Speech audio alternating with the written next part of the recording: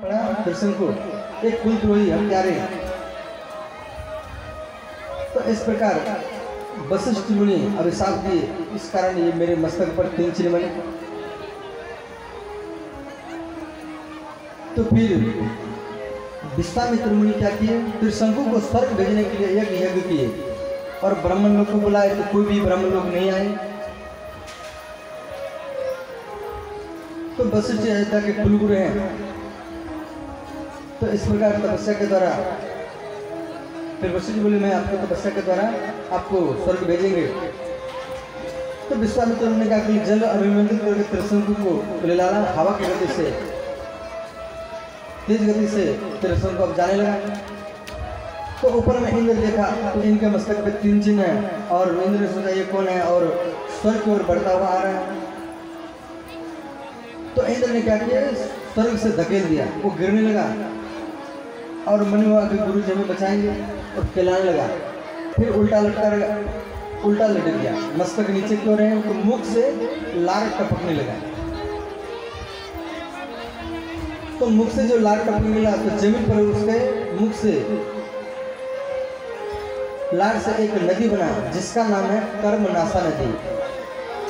ये पटना से मुगल सराय के बीच में नदी है, वहीं पे मिल जाता है। तो सूर्यवंशी कथा सुनने, तो इसके बाद में हरिश्चंद्र के बाद सगर हुए। महाराज सगर महाराज ने 100 अश्वमेध करने का संकल्प लिया। जो 100 अश्वमेध यज्ञ करता है तो इंद्र बनता है। तो 99 अश्वमेध हो चुके थे और 100 अश्वमेध यज्ञ घोड़ा को इंद्र हरण करके ले गया और गंगा सागर में कपिल भगवान की कुटिया में बांध दिया। तो महाराज सगर के 60,000 पुत्र वो खोजने के लिए गंगा सागर कपिल भगवान के पास में पहुंचे और हल्ला गुल्ला किए, देखो हमारा ये घोड़ा को यहाँ पर चोरी करके लेकर के आए हैं और गाली दिए। तो इस प्रकार कपिल भगवान समाधि में थे, इनका समाधि टूट गया और कपिल भगवान का जैसे नजर उस 60,000 के पुत्र में ऊपर पड़ा, उस 60,000 पुत्र भस्म हो गया, मैंने उसका मृत्यु हो गया। तो अंशुमान भगवान के पास में गए और भगवान को बोले, तो भगवान बोले आप गंगा को लाओ तभी इनका सदगति होगा। तो अंशुमान गंगा को लाने की तपस्या किए तो गंगा माता नहीं आई। अंशुमान का पुत्र हुआ दिलीप, वो भी कठोर तपस्या किए गंगा माता को लाने के लिए, फिर भी गंगा माता नहीं आई। दिलीप का पुत्र हुआ भगीरथ, वो गंगा को लाने के लिए कठोर तपस्या किया तो गंगा माता ने इनको दर्शन दिया। तो गंगा माता ने इनको दर्शन दिया और गंगा ने प्रश्न किया जब मैं पृथ्वी पर जाऊंगी तो मेरा वेग सहन कौन करेगा। तो भगीरथ महाराज बोले आपके वेग को भगवान शिव ही सहन करेंगे। तो फिर दूसरा प्रश्न गंगा ने की, जब मेरे जल में सभी पाप को धोएंगे तो इनके पाप को हम कहाँ लेकर के जाएंगे। तो फिर भगीरथ महाराज बोले देखो आपके जल में सबको पाप को धोएंगे और कोई साधु सन्यासी आपके जल में नहाएंगे। साधु सन्यासी के हृदय में भगवान का चरण चिन्ह होता है और उसमें स्नान करेंगे तो सारा पाप को चरण चिन्ह में जाकर के वो भस्म हो जाएगा। तो भगवान के चरण से निकले और बाद में वैकुंठ लोग, तपलोक, महालोक, जनलोक देखकर गंगा शिव जी के जटा में आई। तो भगवान शिव जटा को उखाड़ करके जटा से गंगा को प्रकट किए। तो भगीरथ महाराज आगे आगे, गंगा माता पीछे पीछे अब जा रहे हैं।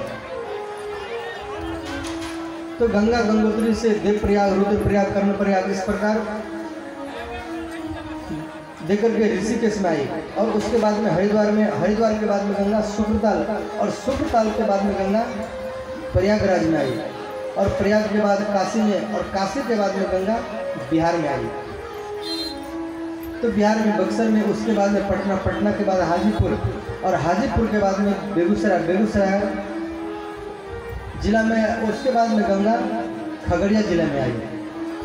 तो सुल्तानगंज में, खगड़िया जिला में सुल्तानगंज में आई। तो सुल्तानगंज में एक ऋषि थे जिनका नाम है जह्नवी ऋषि। तो ये गंगा क्या की, इनके कुटिया को अपनी बैग में बांध करके लेके जा रहे थे।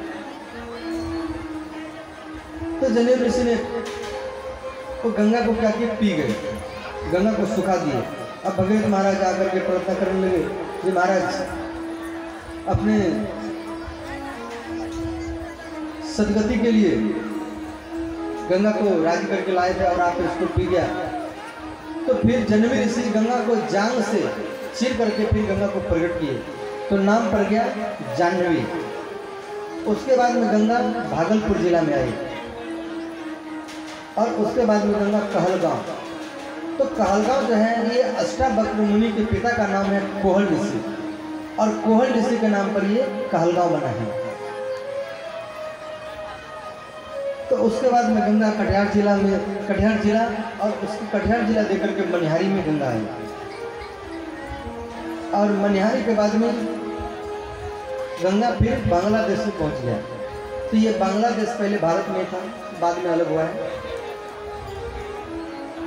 तो जो 60,000 पुत्र उस समुद्र के किनारे में भस्म हो गया था, आज गंगा जल के स्पर्श से वो 60,000 राजकुमार का सदगति हो गया। तो उसी समय से ये प्रथा प्रचलित हो गया, जो भी माता पिता मरने के बाद में उनके हड्डी को या राख को, या राख में हड्डी भी नहीं मिलता, राख भी नहीं मिलता है, तो वहाँ पे मिट्टी को उठा करके गंगा जल में डाल दिया जाता है। तो जब तक वो गंगा में रहता है तब तक उनके माता पिता वैकुंठ में रहते हैं, स्वर्ग में रहते हैं। तो उसी से गंगा नहाने का नियम भी भागवत में बताया गया है। हम लोग गंगा नहाने के लिए जाते हैं तो पहले गंगा में जाने से पहले, गंगा में प्रवेश करने से पहले गंगा को प्रणाम करना चाहिए, आचमन करना चाहिए, और मस्तक ऊपर में गंगा जल को छिड़कना चाहिए। और आप गंगा में डायरेक्ट सीधे प्रवेश कर जाएंगे तो उसको कहा जाता है भैसा स्नान। इसीलिए गंगा में डायरेक्ट जाना नहीं चाहिए। देखो, गंगा में आप चरण रखेंगे तो गंगा आपको 3 रूप देगी। जैसे गंगा में आप चरण रखेंगे तो गंगा आपको विष्णु रूप देगी, क्यों, भगवान विष्णु के चरण से गंगा निकली है।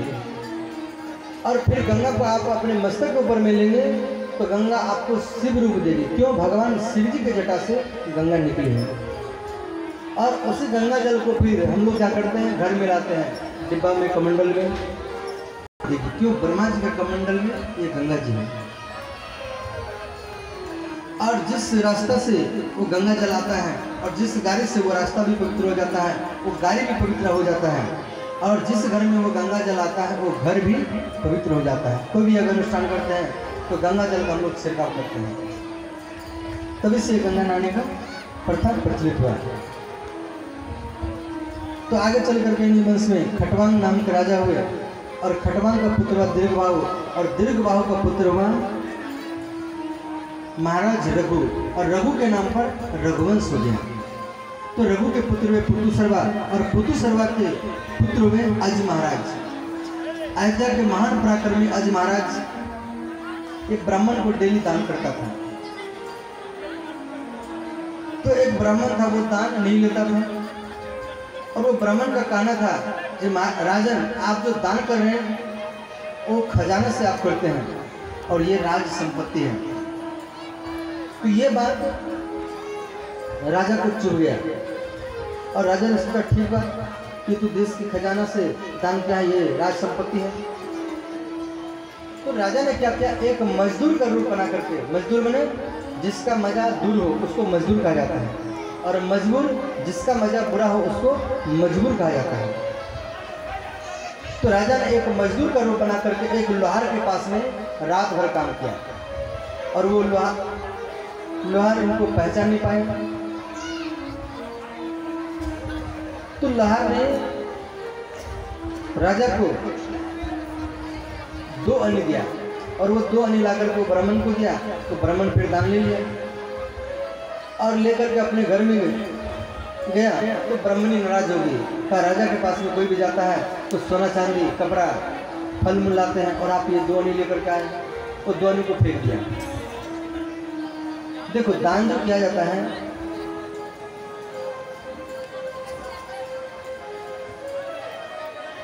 दान सदुपयोग किया जाता है। भले आपने 10 रुपया दान किया है, तो आपको देखना चाहिए जो 10 रुपये हम दे रहे हैं ये कहाँ लग रहे हैं। अगर आपके दान को लेकर के कोई दुरुपयोग करता है तो आपको दंड मिलेगा, क्यों आपने दान किया है। और जो दुरुपयोग करता है उसको भी दंड मिलता है, क्यों आपने दान किया और दान लेकर के दुरुपयोग किया। तो इसीलिए आपको देख करके दान करना चाहिए। जब हम 10 रुपये दे रहे हैं या 100 रुपया दे रहे हैं, वो लग कहाँ रहा है। अगर आपके धन को लेकर के कोई यज्ञ अनुष्ठान में लगाएगा या मंदिर में लगाएगा तो आपका धन बढ़ता हुआ चला जाएगा। और अगर आपके दान को कोई दुरुपयोग करेगा तो आपका धन घटता हुआ चला जाएगा। तो इसीलिए देख करके दान करना चाहिए और सदुपयोग में दान करना चाहिए। दान का सदुपयोग होना चाहिए, दुरुपयोग होना नहीं चाहिए।